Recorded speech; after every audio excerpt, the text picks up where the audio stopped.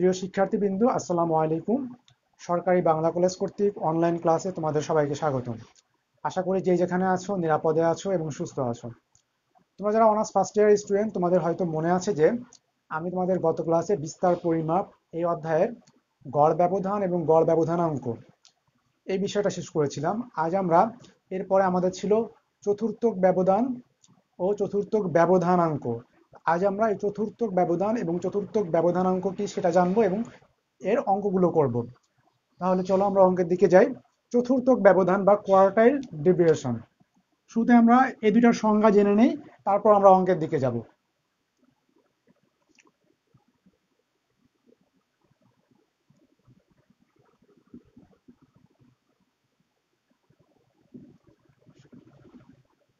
Quartile deviation বা চতুর্থক ব্যবধান।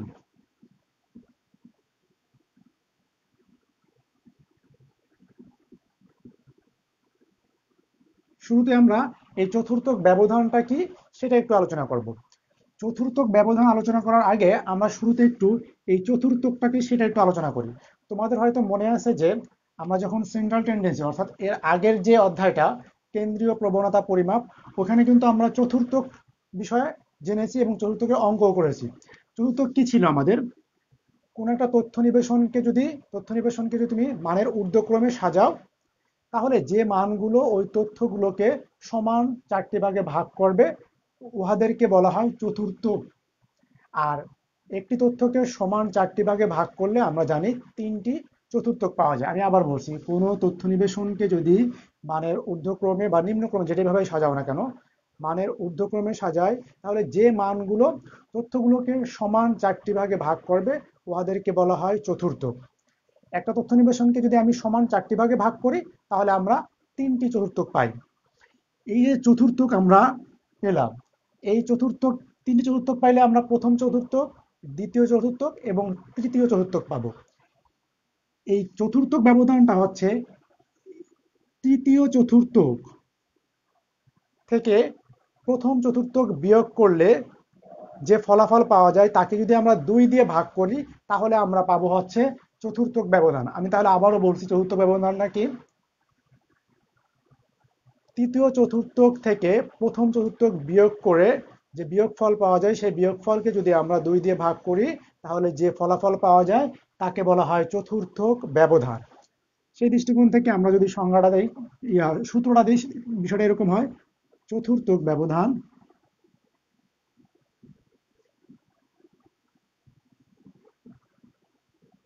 সংক্ষেপে আমরা কিউ ডি দ্বারা প্রকাশ করতে পারি, কোয়ার্টাইল ডেভিয়েশন। আর আমাদের সংজ্ঞা কি ছিল?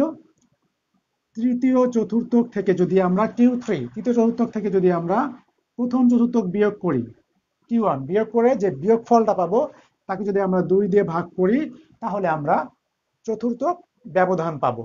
এটা গেল আমাদের চতুর্থক ব্যবধান কাকে বলে সেটা, এবং চতুর্থক ব্যবধানের সূত্রটা লিখলাম আমরা।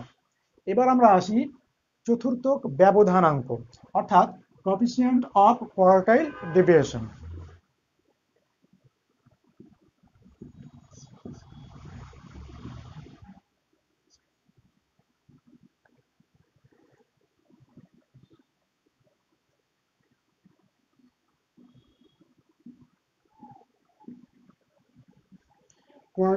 কোএফিসিয়েন্ট অফ কোয়ার্টাইল ডেভিয়েশন অর্থাৎ চতুর্থক ব্যবধানাঙ্ক।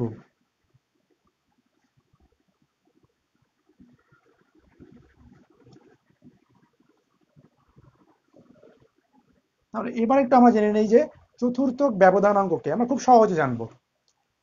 চতুর্থক ব্যবধানাঙ্ক আছে তৃতীয় চতুর্থক থেকে প্রথম চতুর্থক যদি আমরা বিয়োগ করি, সেই বিয়োগফলটাকে তৃতীয় চতুর্থক এবং প্রথম চতুর্থকের যোগফল দ্বারা ভাগ করলে যে ফলাফল পাওয়া যায়, সেই ফলাফলকে যদি আমরা 100 দ্বারা গুণ করি, তাহলে যে মানটি পাওয়া যায় সেটা হচ্ছে আমাদের চতুর্থক ব্যবধান। আমি আবারও বলছি, তৃতীয় চতুর্থক থেকে প্রথম চতুর্থক বিয়োগ করে যে ফলাফল পাওয়া যায় তাকে যদি আমরা তৃতীয় চতুর্থক এবং প্রথম চতুর্থকের যোগফলের সমষ্টি দিয়ে যোগফল দিয়ে যদি আমরা ভাগ করি, তাহলে যে ফলাফল পাওয়া যায় সেই ফলাফলকে 100 দিয়ে গুণ করলে আমরা চতুর্থক ব্যবধান পাবো।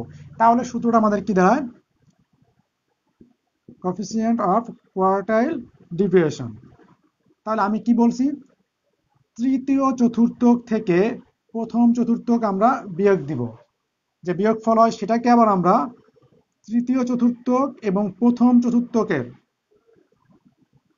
যোগ যোগফল দ্বারা ভাগ করব। তাহলে তৃতীয় চতুর্থক থেকে প্রথম চতুর্থক আমরা বিয়োগ করব, যে বিয়োগফল হয় তাকে আমরা তৃতীয় চতুর্থক এবং প্রথম চতুর্থকের যোগফল দিয়ে ভাগ করব। ভাগ করে যে ফলাফল আসে তাকে যদি আমরা 100 দিয়ে গুণ করি তাহলে আমরা চতুর্থক ব্যবধানাঙ্ক পাবো। তাহলে আমরা দুটো সূত্র পেয়ে গেলাম, চতুর্থক ব্যবধানের সূত্র হচ্ছে এটা এবং চতুর্থক ব্যবধানাঙ্কের সূত্র হচ্ছে এটা।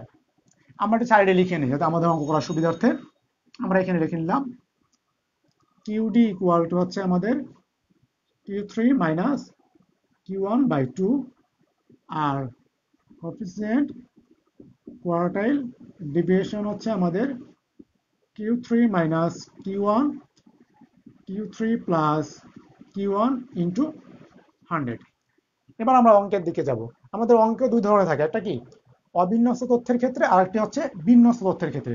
তাহলে শুরুতে আমরা অবিন্যস্ত তথ্যের ক্ষেত্রে চতুর্থক ব্যবধান এবং ব্যবধানাঙ্ক বের করব, তারপর আমরা বিন্যস্ত তথ্যের ক্ষেত্রে চতুর্থক ব্যবধান ও ব্যবধানাঙ্ক বের করব।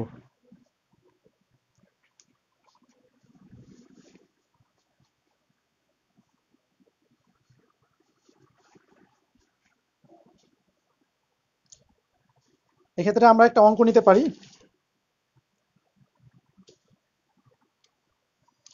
আমাদের বলা হলো যে একটা তথ্য দেওয়া থাকবে, তার থেকে বলা হলো চতুর্থক ব্যবধান ও চতুর্থক ব্যবধানাঙ্ক নির্ণয় করো।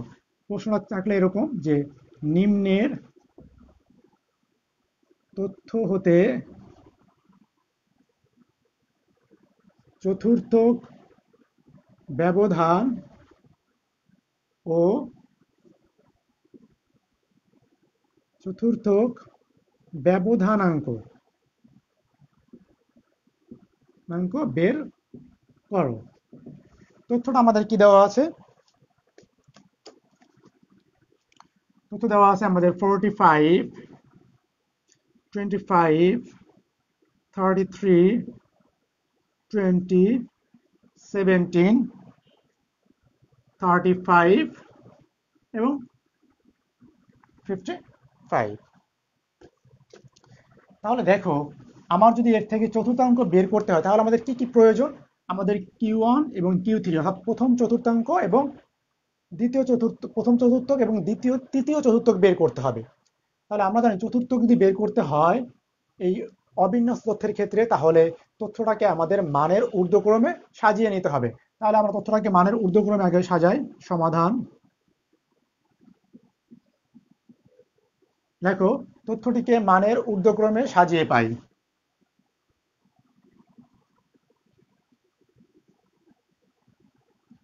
তথ্যটিকে মানের ঊর্ধ্বক্রমে সাজিয়ে পাই। তাহলে তথ্যকে সাধারণত x দ্বারা প্রকাশ করে, আমরা x দিয়ে তথ্যটাকে সাজাই ঊর্ধ্বক্রমে, অর্থাৎ ছোট থেকে বড়। সবচেয়ে ছোট মান কত আছে আমাদের? 17। এরপর কত আছে? 20। 70, 20, তারপর কত আছে আমাদের? 25। এরপর কত আছে আমাদের?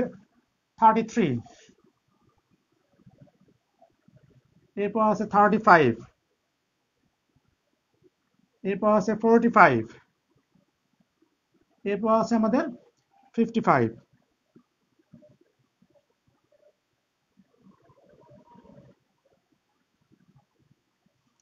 তাহলে তথ্যকে আমরা মানের ঊর্ধ্বক্রমে সাজিয়ে নিলাম। এবার আমাদের চতুর্থক বের করব। প্রথমে আমরা প্রথম চতুর্থক বের করি। তোমরা নিচে লিখবা, আমি পাশে লিখলাম। প্রথম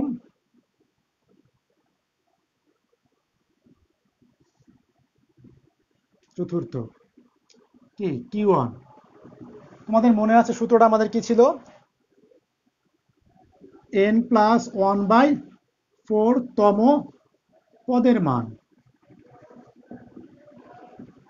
যখন আমরা সেন্ট্রাল টেন্ডেন্সি অর্থাৎ এর আগের অধ্যায় কেন্দ্রীয় প্রবণতা অধ্যায়টা করেছি, তখন কিন্তু আমরা এই Q1 এর সূত্র আমি তখন দিয়ে দিয়েছি। তাহলে অবিন্যস্ত তথ্যের ক্ষেত্রে চতুর্থকের সূত্র হচ্ছে প্রথম চতুর্থকে n+1/4 তম পদের মান। তাহলে দেখো এন মানে হচ্ছে তথ্য সংখ্যা, কয়টা আছে দেখি তো আমরা, 1 2 3 4 5 6 7। তাহলে এন হচ্ছে আমাদের 7 + 1/4 তম পদের মান। 7 আর 1 8, 8কে যদি আমরা 4 দিয়ে ভাগ করি তাহলে আসতেছে আমাদের 2 তম পদের মান। 2 বা কি দ্বিতীয়তম পদের মান। তাহলে দেখি তো আমরা এখানে দ্বিতীয় পদ কত আছে, প্রথম পদ এটা, দ্বিতীয় পদ এটা, তাহলে দ্বিতীয় পদ হচ্ছে আমাদের 20। তাহলে এই 20 হচ্ছে আমাদের Q1, অর্থাৎ লিখবা নিচে গিয়ে, অর্থাৎ প্রথম চতুর্থক Q1 = 20।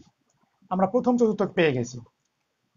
এরপর আমাদের কি প্রয়োজন, তৃতীয় চতুর্থক। আমরা তৃতীয় চতুর্থক বের করি। দেখো আবার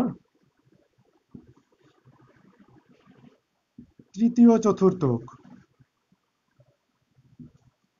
তাহলে Q3। তৃতীয় চতুর্থকের সূত্র কি আমাদের, তাহলে এন এর আগে কি আমাদের তৃতীয় চতুর্থ যেহেতু 3 দিয়ে আমরা গুণ করব, তো 3n+1/4 তম পদের মান।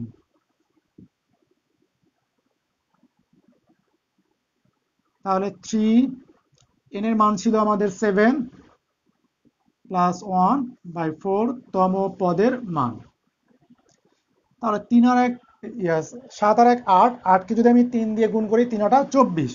24কে যদি আমি আবার 4 দ্বারা ভাগ করি তাহলে 4×7 = 24, তাহলে 6 তম পদের মান।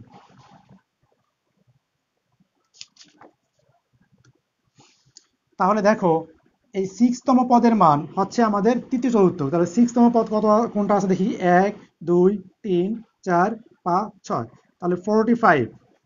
এটা হচ্ছে আমাদের 6 তম পদের মান, এটা হচ্ছে আমাদের Q3। এবার নিচে গিয়ে লিখবা, অর্থাৎ তৃতীয় চতুর্থক Q3 = 45। তাহলে দেখো আমাদের সূত্রে যা প্রয়োজন, Q1 প্রয়োজন ছিল এবং Q3 প্রয়োজন ছিল। Q1 এবং Q3 দুটোই আমরা পেয়ে গেছি। তাহলে এবার আমরা চৌথ অঙ্ক বের করতে পারবো। আমি এবার এই অংশটা মুছে ফেলি। জাস্ট তোমরা একটু মনে রাখো যে আমাদের Q1 পেয়েছি আমরা হচ্ছে,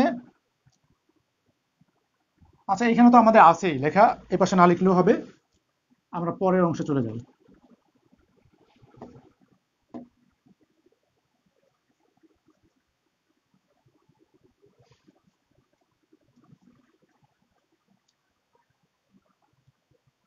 তাহলে এবার লেখো, সুতরাং চতুর্থক ব্যবধান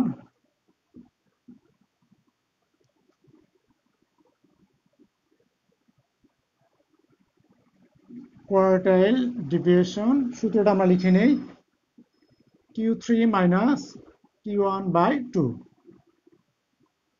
আমরা Q3 কত পেয়েছি, 45, মাইনাস, আর Q1 পেয়েছি 20/2। তাহলে আমাদের কত আছে, 5 আর 6। তাহলে এটাকে যদি আমরা ভাগ করি তাহলে কত আসে আমাদের, একটু ভাগ করে নেই আমরা।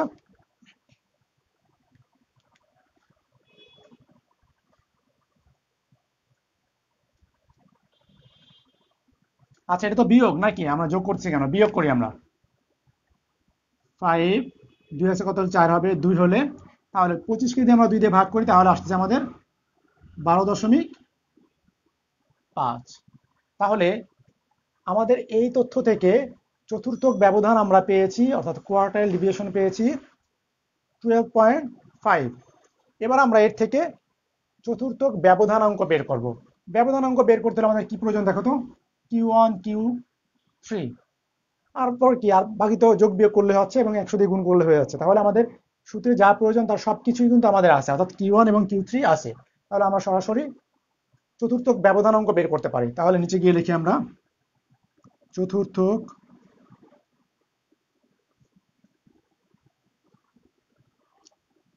ব্যবধানাঙ্ক কোএফিসিয়েন্ট কোয়ার্টাইল ডিভিয়েশন।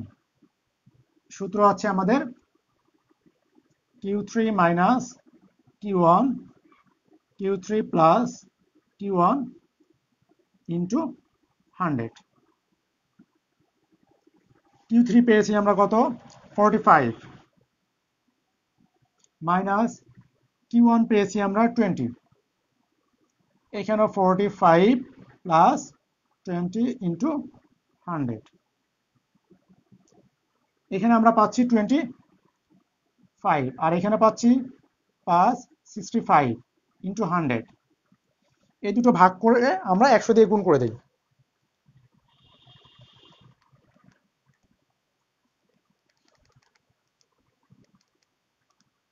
25 ভাগ হচ্ছে 65 ইকুয়াল টু ইন্টু হচ্ছে 100, 38.46 38.46 38.46%। 38.46%। তাহলে এই তথ্য থেকে আমাদের চতুর্থক ব্যবধানাঙ্ক আমরা পেলাম 38.46%, যেহেতু আমরা 100 দিয়ে গুণ করেছিলাম যার জন্য আমরা পার্সেন্ট দিয়েছি। তাহলে এই তথ্য থেকে আমরা চতুর্থক ব্যবধান এবং চতুর্থক ব্যবধানাঙ্ক বের করলাম। এটা ছিল আমাদের অবিন্যস্ত তথ্যের ক্ষেত্রে। এবার আমরা একটা বিন্যস্ত তথ্যের ক্ষেত্রে চতুর্থক ব্যবধান এবং চতুর্থক ব্যবধানাঙ্ক নির্ণয় করব।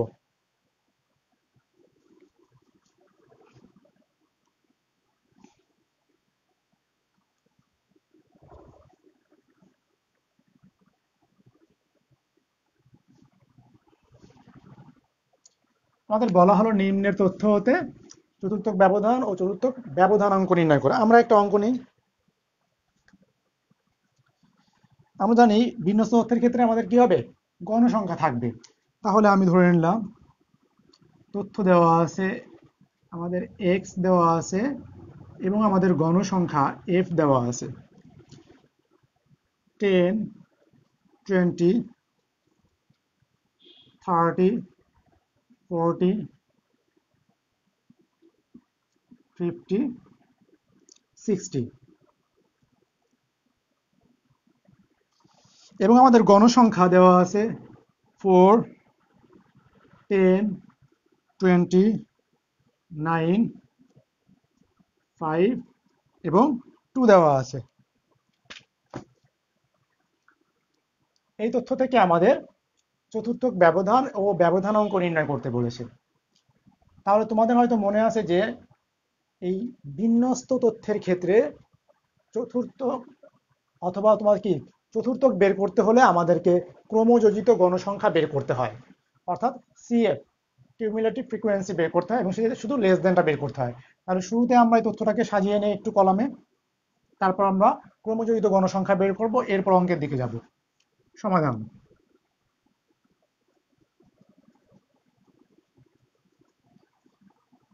এক্স 10, 20, 30, 40, 50 and 60 এবং আমাদের গণসংখ্যা দেওয়া আছে f 4, 10, 20, 9, 5, 2। তাহলে আমরা বলছি কি শুরুতে আমাদের ক্রমযোজিত গণসংখ্যা বের করতে হবে, অর্থাৎ কিউমুলেটিভ ফ্রিকোয়েন্সি। তাহলে সামনে আমরা একটা কলাম করি, সিএফ ক্রমযোজিত গণসংখ্যা। আমি কি বলেছি, ক্রমযোজিত গণসংখ্যা, অর্থাৎ গণসংখ্যাকে ক্রমান্বয়ে আমরা যোগ করব। তাহলে গণসংখ্যা হচ্ছে আমাদের এইটা। তাহলে প্রথম আছে কত 4, যেটা পেয়েছি তার সাথে তার পরের গণসংখ্যা যোগ করব। তাহলে 4 আর 10 কত আছে 14, 14 এর সাথে পরে 20 আমরা যোগ করব। তাহলে 4 আর হচ্ছে 3 34, 34 সাথে তার পরেরটা আমরা যোগ করি, তাহলে কত আছে 13, 3 হাত থেকে 1 4 43, 43 এর সাথে যদি আমি 5 যোগ করি তাহলে হবে আমাদের 48, 48 আর হচ্ছে 2 কত হচ্ছে আমাদের 50। তাহলে আমরা ক্রমযোজিত গণসংখ্যা পেয়ে গেছি। এরপর আমাদের কাজ কি, আমাদের এই যে Q1 এবং T Q3 মান বের করতে হবে নাকি? এক্ষেত্রে আমাদের প্রথমে n/4 এর মানটা বের করতে হবে। আগে বুঝে নাও, আমরা n/4 এর মানটা বের করব। এই n/4 এর মানটা এই ক্রমযোজিত গণসংখ্যার যার অন্তর্গত তার বিপরীত যে চলকটি x বরাবর যে মানটি, সেটা হচ্ছে আমাদের চতুর্থক বের হবে। আমি যদি প্রথম চতুর্থক আমি নির্ণয় করি, প্রথমে আমরা প্রথম চতুর্থক, তাহলে প্রথম চতুর্থক আমাদের Q1 Q1 হবে n/4 তম পদে আছে, তম পদে আছে। অর্থাৎ এই যে মানটা বের হবে, সেই মানটা ক্রমযুক্ত গণসংখ্যার যে মানের ভিতরে আছে তার বিপরীত চলকটি হবে আমাদের প্রথম চতুর্থক। তাহলে আসো n, n মানে হচ্ছে আমাদের যদি গণসংখ্যা দেওয়া থাকে তাহলে আমরা nটা পাই গণসংখ্যা যোগ করে। তাহলে আমরা এই গণসংখ্যা অর্থাৎ fটাকে যোগ করি। দেখো, এই ক্রমযোজিত গণসংখ্যা কিন্তু আমরা ক্রমান্বয়ে যোগ করছি না, ক্রমযোজিত গণসংখ্যার লাস্টে যে মানটা আছে f যোগ করলে আমাদের ওটাই হবে। তোমরা করে দেখো, f আমাদের 50 আসবে। তাহলে আমাদের হচ্ছে এখানে 54 তম পদে আছে। তাহলে 50কে আমরা একটু ভাগ করে নেই।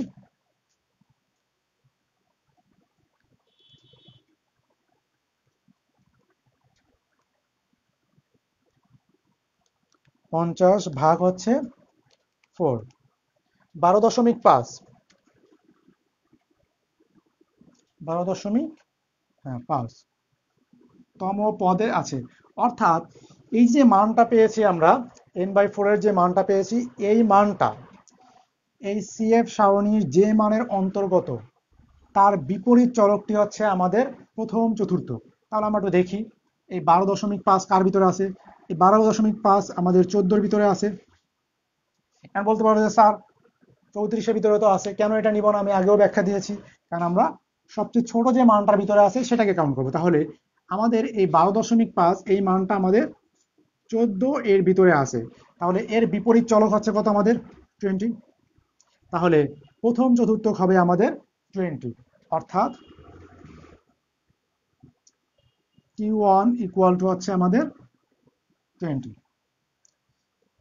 এবার আসি আমরা তৃতীয় চতুর্থক বের করবো নাকি? তাহলে তৃতীয় চতুর্থক যদি বের করি তাহলে আমরা এই n এর পাশে 3 দিয়ে গুণ করে দিলেই তো হয়ে যাচ্ছে আমাদের। তাহলে আমরা Q1 পেয়েছি, এখানে তো একটু লিখে নেই আমরা, অর্থাৎ এটাকে পেয়েছি আমরা Q1 20 পেয়েছি আমরা Q1। এবার তৃতীয় চতুর্থক আমরা বের করব। তাহলে 3 ছিল আমাদের, এটাকে আমরা 3 দিয়ে গুণ করে দেই, পদে আছে। এরপর দেখি আমরা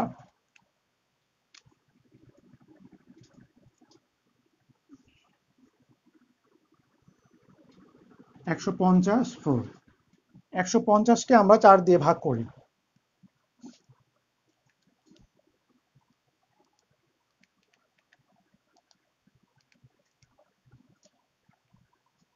37.5 তম পদে আছে।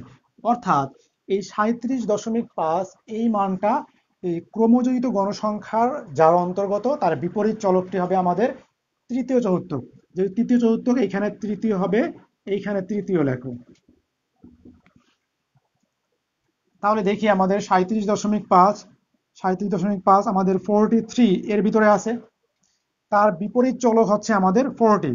তাহলে এই 40 হচ্ছে আমাদের Q3। কারণ নিচে গিয়ে লিখতে পারো, অর্থাৎ তৃতীয় চতুর্থক Q3 ইকুয়াল টু 40। তাহলে দেখো আমাদের চতুর্থক ব্যবধানে যে সূত্রের প্রয়োজন ছিল, সূত্র যা ছিল Q3 এবং Q1, আমরা কিন্তু দুটোই পেয়ে গেছি। Q1ও পেয়েছি, Q3ও পেয়েছি। তাহলে এবার আমরা সূত্র ব্যবহার করতে পারি।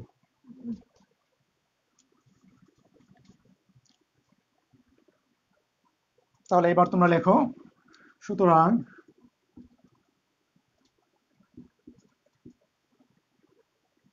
চতুর্থক ব্যবধান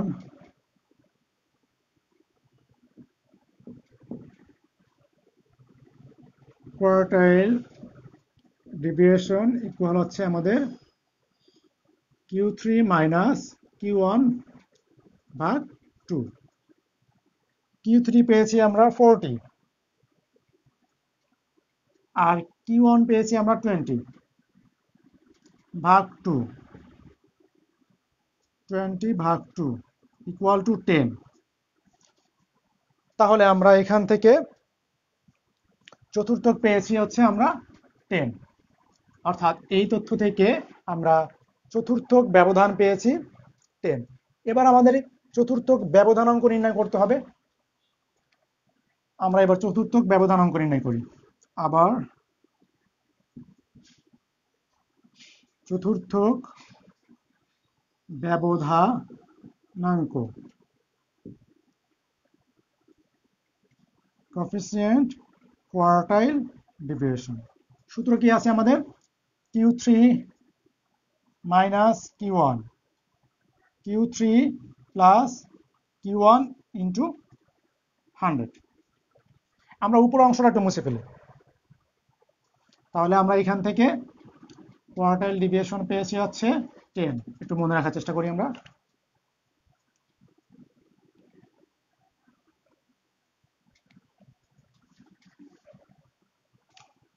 আমরা এরপরে চলে যাই। Q3 পেয়েছি আমরা 40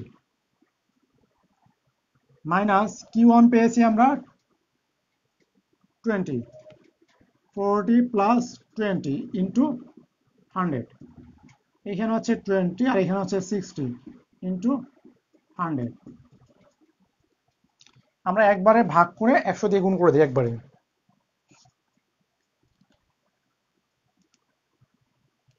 20 ভাগ 60 ইকুয়াল টু ইন্টু 100, 33.33, 33.33%।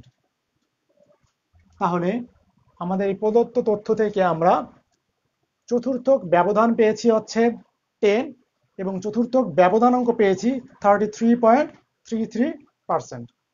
আশা করি তোমরা বুঝতে পারছো। এবার আমরা একটা শ্রেণীকৃত তথ্যের ক্ষেত্রে চতুর্থক ব্যবধান এবং ব্যবধানাঙ্ক নির্ণয় করব।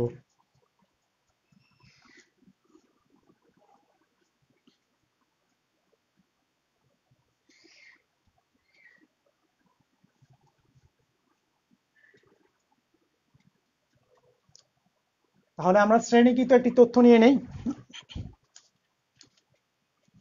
আমরা ধরলাম 10 থেকে 20, 20 থেকে 30। আচ্ছা, আমি একবারে অঙ্কটা তুলে ফেলি। মানে প্রথমে প্রশ্ন তুলে আবার করব সেভাবে না করে আমি সরাসরি অঙ্কটা তুলি। আমাদের দেওয়া আছে শ্রেণী সি এবং গণসংখ্যা দেওয়া আছে, আমি সংক্ষেপে এফ দিয়ে নিলাম। এফ দেওয়া আছে, শ্রেণী দেওয়া আছে আমাদের 20 থেকে 30, 10 থেকে 20, 20 থেকে 30, 30 থেকে 40, 40 থেকে 50। আচ্ছা, 10 থেকে 20 এরকম 60 থেকে 70 পর্যন্ত 10 করে ব্যবধান। 10 থেকে 20, 20 থেকে 30, 30 থেকে 40, 40 থেকে 50, 50 থেকে 60 এবং 60 থেকে 70 আমাদের শ্রেণী দেওয়া আছে। এবার দেখি আমাদের গণসংখ্যা কত দেওয়া আছে। 5, 7, 5, 7, 18, 12,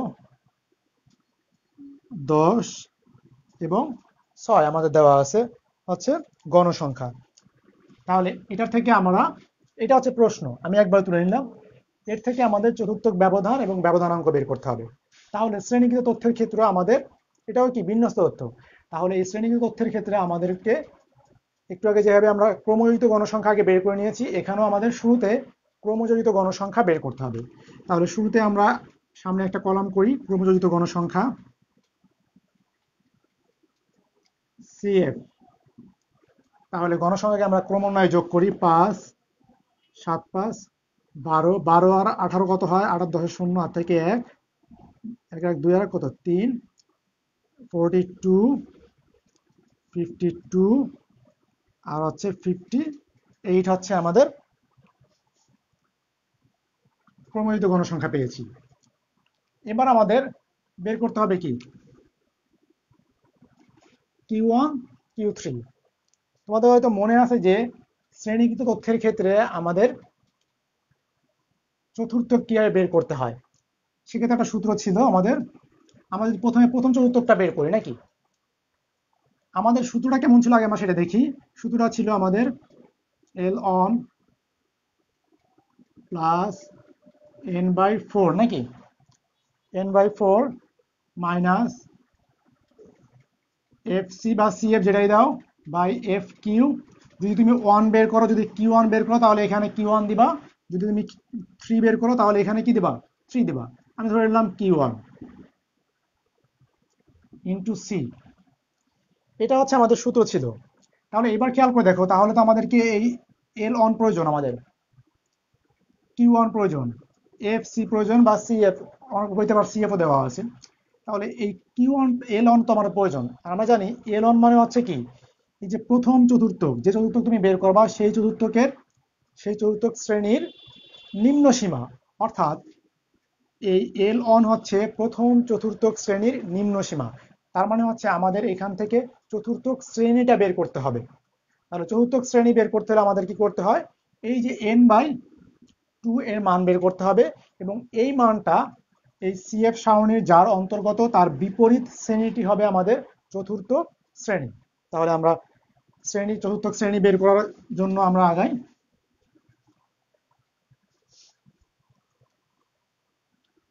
দেখো এখানে n/4, n কত পেয়েছি আমরা, দেখো f যোগ করলে n পাবো, এবং f যোগ করলে তুমি n দেখবা তোমাদের 58ই আসবে, কারণ গণসংখ্যা তো ক্রমান্বয়ে যোগ করেছি। 58/4 সামনে লিখি, 58কে 4 দ্বারা ভাগ করো, 58/4 14.5। এখন এই মানটা, এই 14.5 এই মানটি এই CF সারণী যার অন্তর্গত তার বিপরীত শ্রেণী হচ্ছে আমাদের চতুর্থ শ্রেণী, অর্থাৎ প্রথম চতুর্থ শ্রেণী। ঠিক আছে, তাহলে আমরা এখান থেকে প্রথম চতুর্থক বের করতেছি। তাহলে এই 14.5 এটা 13 এর ভিতরে আছে, তাহলে তার বিপরীত শ্রেণী হচ্ছে 30 থেকে 40। এই 30 থেকে 40 হচ্ছে আমাদের প্রথম চতুর্থক শ্রেণী। তাহলে তোমরা লিখতে পারো, এখানে লিখে নিতে পারো যে এই মানটি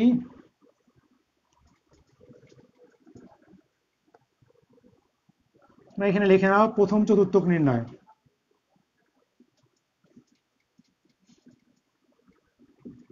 লিখে তৈরি করতে পারো এই মানটি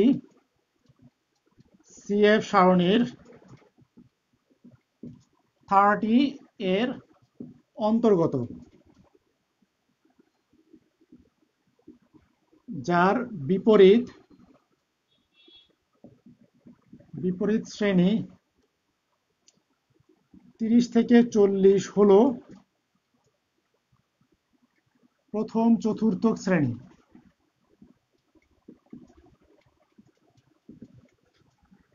তাহলে এবার আমরা প্রথম চতুর্থক বের করতে পারি। সুতরাং প্রথম চতুর্থক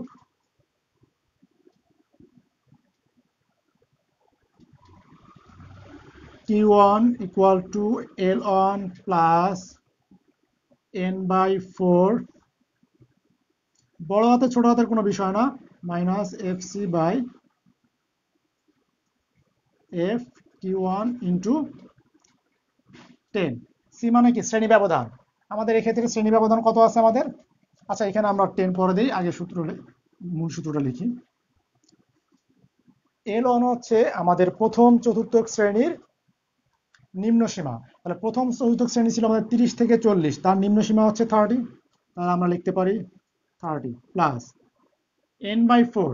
n/4 এর মান কত পেয়েছি আমরা সরাসরি লিখে দিতে পারি, 14.5 মাইনাস এই FC হচ্ছে এই চতুর্থক যে শ্রেণী পেয়েছো তোমরা, প্রথম চতুর্থক শ্রেণী পেয়েছো তার পূর্ববর্তী শ্রেণীর ক্রমযোজিত গণসংখ্যা।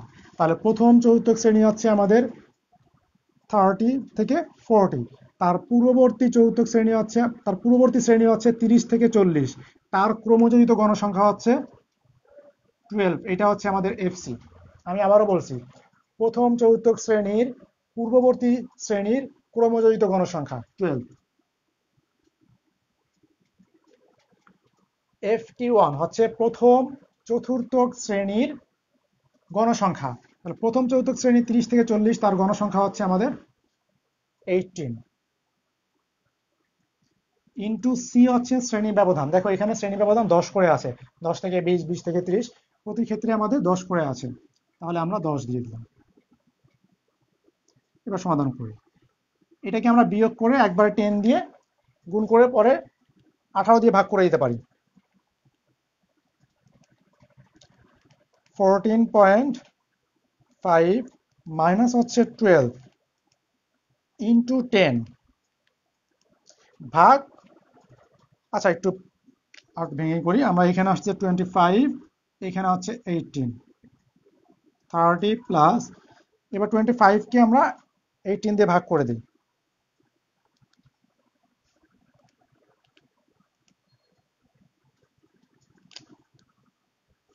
1.39, তাহলে আসছে 31.39।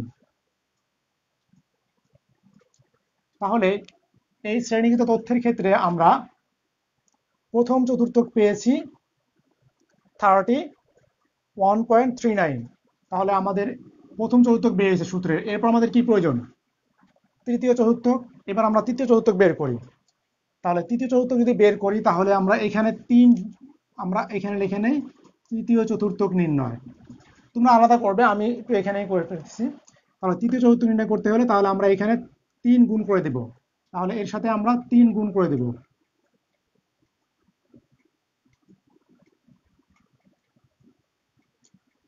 তাহলে 3 দিয়ে যদি আমরা 58 কে গুণ করি, তারপরে 4 দিয়ে ভাগ করে দেখি কত আসে আমাদের।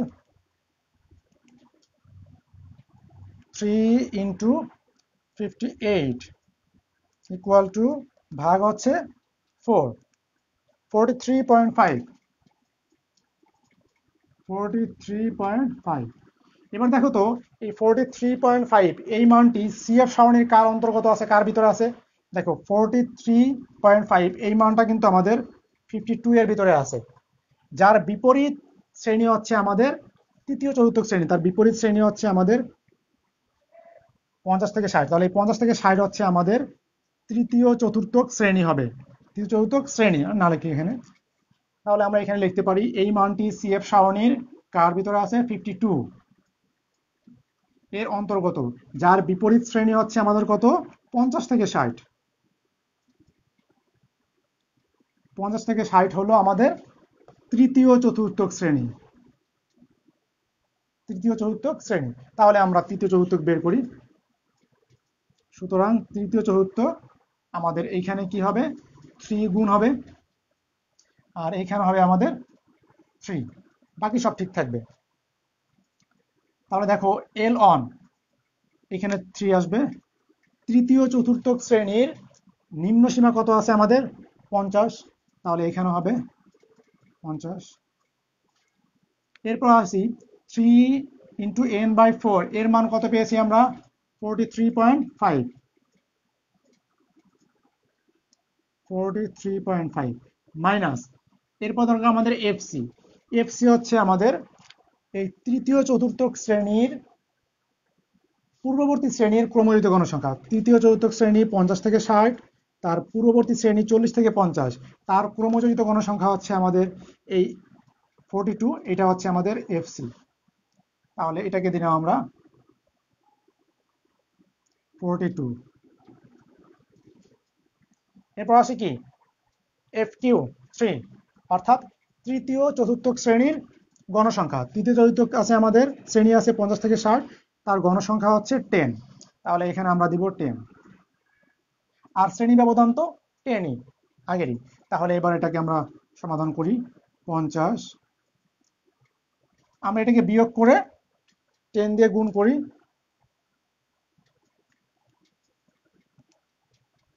43.5 মাইনাস হচ্ছে 42, 1.5 ইন্টু হচ্ছে 10,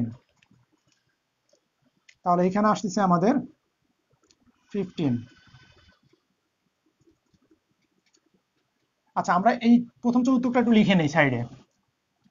Q1 পেয়েছি আমরা হচ্ছে 31.39, আচ্ছা, আর নিচে হচ্ছে আমাদের 10।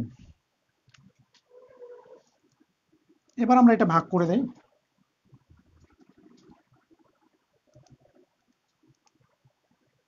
15 ভাগ হচ্ছে আমাদের 10, 1.5, 1.5 আমরা যোগ করলে হচ্ছে 51.5।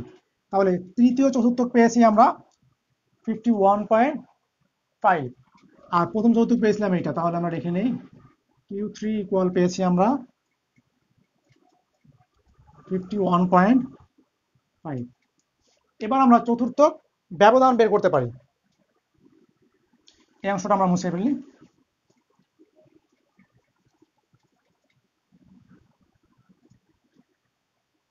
এবার লেখো, সুতরাং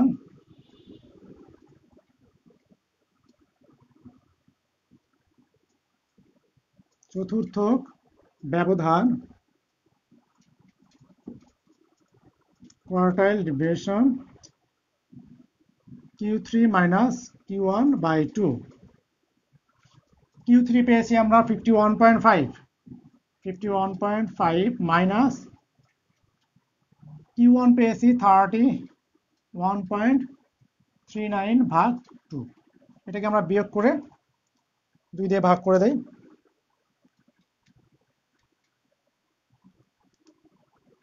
51.5 মাইনাস 31.39, 20.11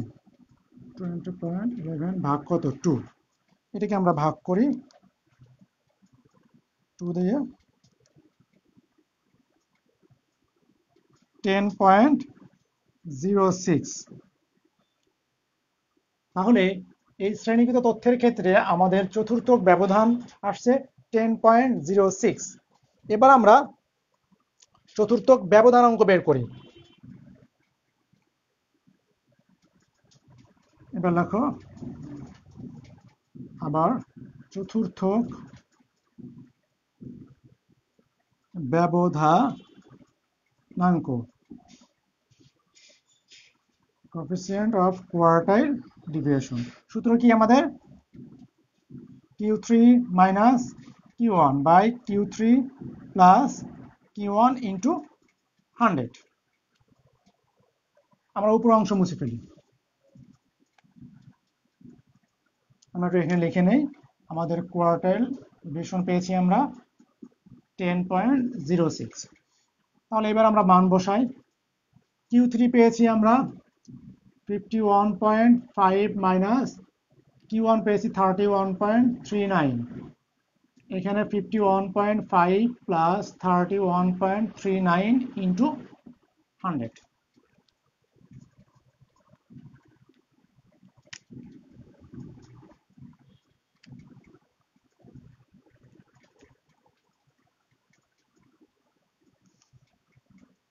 (51.5 minus 31.39)